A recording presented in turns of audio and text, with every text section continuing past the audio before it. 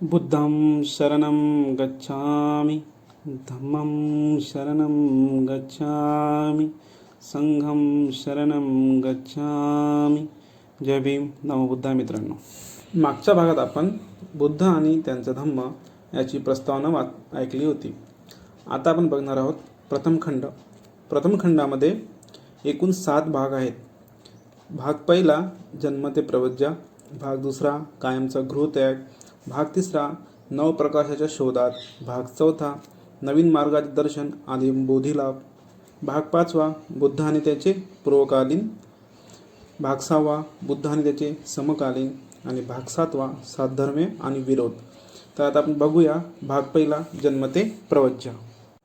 यामध्ये सर्वप्रथम येते बुद्धाचे कुळ.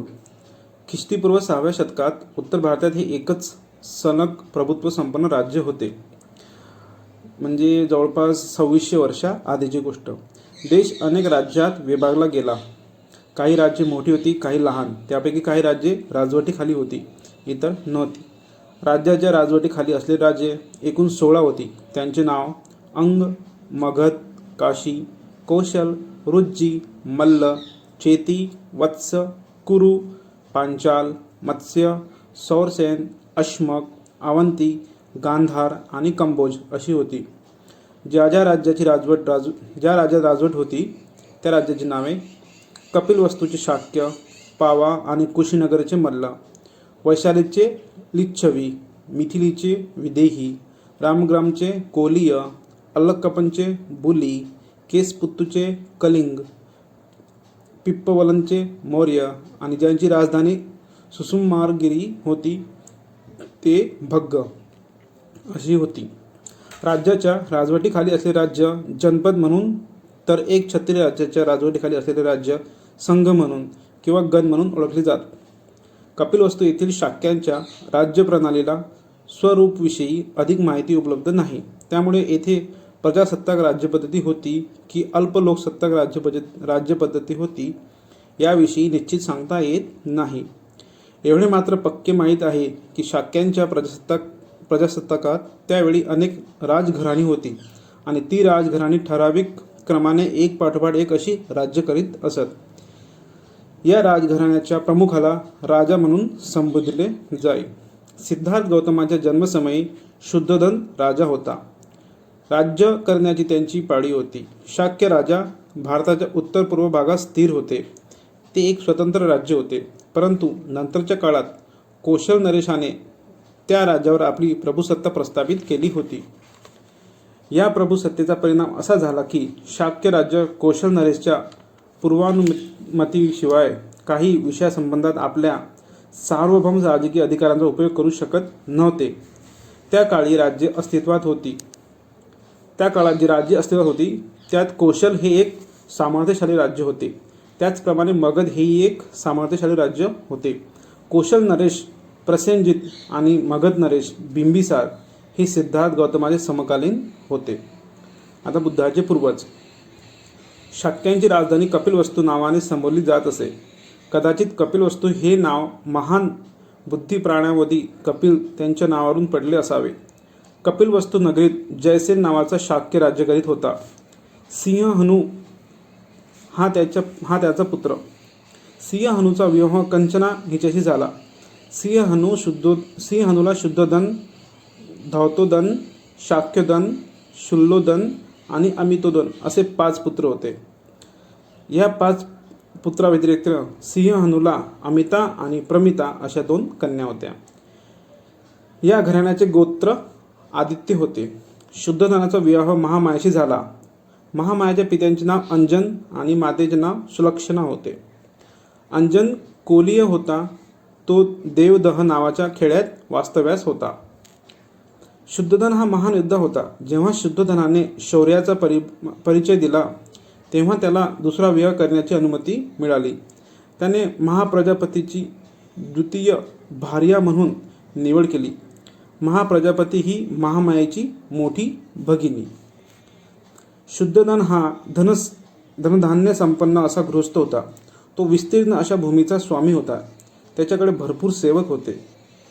असे म्हणले जाते की त्याच्या स्वामित्वाखाली भूमीच्या नागणीसाठी एकी वेळी 1000 नागरांचा उपयोग करावा लागत असे. तो ऐश्वर्य संपन्न जीवन जगत होता. त्याचे अनेक राजप्रासाद होते. आता बुद्धाचा जन्म. शुद्धोधन घरी सिद्धार्थ गौतमाचा जन्म झाला. त्याची जन्मकथा अशी आहे. ग्रीष्म ऋतूच्या मध्यात आषाढ महिन्याचा वर्षोत्सव साजरा करण्याची शाक्यांची परंपरा होती. राज्यातील सर्व शाक्य हा उत्सव साजरा करीत असत. त्याचबरोबर राज्यकर्त्या कुटुंबातील सदस्यही ह्या उत्सवात भाग घेत. साधारणपणे हा वर्षोत्सव 7 दिवसापर्यंत साजरा करण्याची शाक्यांची प्रथा होती. एके प्रसंगी महामायेने हा उत्सव थाटामाटात पुष्पगंधासहित आमोद प्रमोदाने साजरा करण्याचे ठरवले. परंतु त्यात मादक द्रव्य सेवनाला बंदी होती. 7व्या दिवशी ती प्राप्तकाळी जागी झाली. तिने सुगंधी जलाने स्नान केले. तिने 4 लाख कारशाकन म्हणजे मुद्रा दान केल्या. तिने स्वतःला मौल्यवान आभूषणाने अलंकृत केले. तिने स्वच्छेने सर्वोत्तम भोजन ग्रहण केले. तिने व्रत घेतले आणि त्यानंतर ती राजमहालातील सुंदर सुशोभित शयन मंदिरी शयनासाठी गेली. त्या रात्री शुद्धोधन आणि महामाया यांचा सहवास झाला. महामायेला गर्भधारणा झाली. राजशय्येवर तिला गाढ निद्रा आली. तिला निद्रेत एक स्वप्न पडले. स्वप्नात तिला असे दिसले की 4 लोकपालांनी तिला निद्रिस्त स्थितीतच उचलले आणि हिमालयातील एका सपाट भूमीवर मोठ्या शाल वृक्षाच्या छायेत आणून ठेवले आणि ते सर्व एका बाजूला उभे राहिले. त्यानंतर त्या 4 लोकपालांच्या गृहिणी त्या ठिकाणी आल्या आणि त्यांनी तिला मानस सरोवराकडे नेले. त्यांनी तिला न्हाऊ घातले. तिला स्वच्छ वस्त्रे परिधान करावयास दिली. तिला सुगंधी द्रव्ये मागली. तिला त्यांनी पुष्पाने अलंकृत केले. जणू महामाया एखाद्या दिव्यात्माच्या स्वागतासाठी सज्ज झाली. त्यानंतर सुमेध नावाचा एक बोधिसत्व महामायापुढे उपस्थित झाला आणि म्हणाला, या पृथ्वी तलावर माझा शेवटचा जन्म घेण्याचा मी निर्णय घेतला आहे. काय तू माझी माता होशील? ती म्हणाली, होय. मोठ्या आनंदाने मी याचा स्वीकार करते. या क्षणी महामाया जागी झाली. दुसऱ्या दिवशी प्राप्तकाळी महामायेने शुद्धोधनाला आपले स्वप्न सांगितले. या स्वप्नाचा अर्थ कसा लावावा हे शुद्धोधनाला समजले नाही. म्हणून त्याने स्वप्नविद्येत प्रवीण अशा 8 ब्राह्मणांना आमंत्रित केले. हे 8 ब्राह्मण म्हणजे राम, ध्वज, लक्ष्मण, मंत्री, यन्न, सुयम, सुभोग आणि सुदत्त हे होत. शुद्धोधनाने त्यांचे स्वागत करण्याची योग्य ती तयारी केली. त्या ब्राह्मणांच्या स्वागतासाठी त्यांच्या वाटेवर पुष्पवृष्टी केली गेली. त्यांच्यासाठी उच्चासने मांडली गेली. शुद्धोधनाने त्या ब्राह्मणाची दानपत्रे सोन्या चांदीने भरली. तूप, मधु, शर्करा मिश्रित दुधात शिजवलेल्या उत्तम प्रीतीच्या भाताचे भोजन त्यांना दिले. शुद्धोधनाने त्यांना वस्त्र प्रावरणे आणि ताम्रवणी गायी दान दिल्या. जेव्हा ब्राह्मण संतुष्ट झाले तेव्हा शुद्धोधनाने महामायेचे स्वप्न त्यांना सांगितले व त्यांचा अर्थ कथन करण्यास विनंती केली. ब्राह्मण म्हणाले, चिंता करू नये. तुम्हाला पुत्ररत्न प्राप्त होईल. त्याने गृहस्थ जीवन स्वीकारले तर तो चक्रवर्ती राजा होईल आणि गृहत्याग करून संन्यासाचे जीवन जगण्याचा निर्धार केला तर तो बुद्ध होईल. लोकांना अज्ञान अंधकारातून मुक्त करणारा बुद्ध होईल. तेलाने काठोकाठ भरलेले पात्र धारण करावे. त्याचप्रमाणे महामायेने बोधिसत्वाला 10 महिने आपल्या गर्भात धारण केले. जसा तिचा प्रवास काळ जवळ येऊ लागला तशी तिने प्रसूतीसाठी आपल्या माहेरी माता पित्याकडे जाण्याची इच्छा व्यक्त केली. आपल्या पतीला उद्देशून ती म्हणाली, मी माझ्या पित्याकडे देवदह येथे जाऊ इच्छिते. तुला माहीत आहे की तुझी इच्छा मला प्रमाण आहे. शुद्धोधन उत्तरला. तिला सुवर्णाच्या पालखीत बसून वाहक, सेवक आणि मोठ्या लवाजमा देऊन त्याने तिची पितृगृही रवानगी केली. महामायेच्या देवदहाच्या वाटेवर शाल वृक्षाचे एक सुंदर वनोद्यान होते. या वनोद्यानात विविध प्रकारच्या पुष्पछादित आणि पुष्पवीण अशा वृक्षराजी होत्या. हे वन लुंबिनी वन म्हणून प्रसिद्ध होते. जशी महामायेची पालखी या वनातून जाऊ लागली तसे लुंबिनी वन हे दिव्य अशा चित्रलता वनासारखे किंवा एखाद्या महाप्रतापी राजाच्या स्वागतासाठी उभारलेल्या सालंकृत शामियान्यासारखे भासू लागले.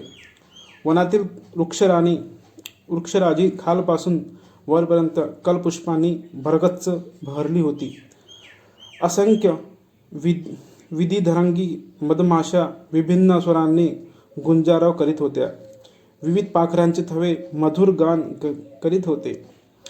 हे मोहक दृश्य पाहून व रम्य वनात थोडा वेळ थांबून वनक्रीडा करावी असे महामायेच्या मनात आले. तिने वाहकांना पालखी शालवनात उतरण्यास सांगितली व वाट पाहण्याची आज्ञा दिली. महामाया पालखीतून उतरली आणि एका भव्य शाल वृक्षाकडे गेली. मंद मंद सुगंधित वारा वाहत होता आणि वृक्षाच्या शाखा वरखाली झुलत होत्या. महामायेला त्या वृक्षाची झुलणारी एक शाखा पकडण्याची इच्छा झाली. भाग्यवश त्या वृक्षाची एक शाखा महामायाच्या हाती सहज येऊ शकेल एवढी खाली आली. महामायेने टाचा उंचावून ती शाखा धरली. त्वरित शाखेने वर झोका घेतला. त्याचबरोबर महामाया एका वेळी वर उचलली गेली. या आघाताने महामायेला प्रसव वेदना होऊ लागल्या. शाल वृक्षाची शाखा हाती असतानाच महामायेने उभ्या उभ्याच पुत्राला जन्म दिला. पुत्राचा जन्म ख्रिस्तीपूर्व 563 साली वैशाख पौर्णिमेच्या दिवशी झाला.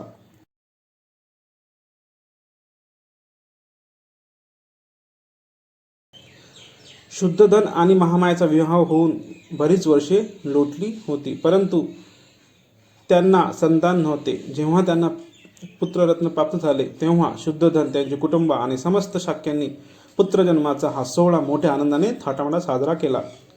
पुत्रजन्मासमयी कपिलवस्तूवर राज्य करण्याची शुद्धधनाची पाळी होती, म्हणूनच त्याला राजा म्हणून संबोधिले जात असे. स्वाभाविकच पुत्राला बुद्ध आणि त्याचा धम्म या ग्रंथाच्या ऑडिओला सुरुवात झालेली आहे. तर सर्वांना निवेदन आहे की जास्तीत जास्त लोकांना शेअर करा आणि ऑडिओला लाईक करा आणि चॅनलला सबस्क्राईब करा, जेणेकरून मला पुढचे खंड वाचायला प्रोत्साहन मिळत राहील. धन्यवाद. थँक्यू.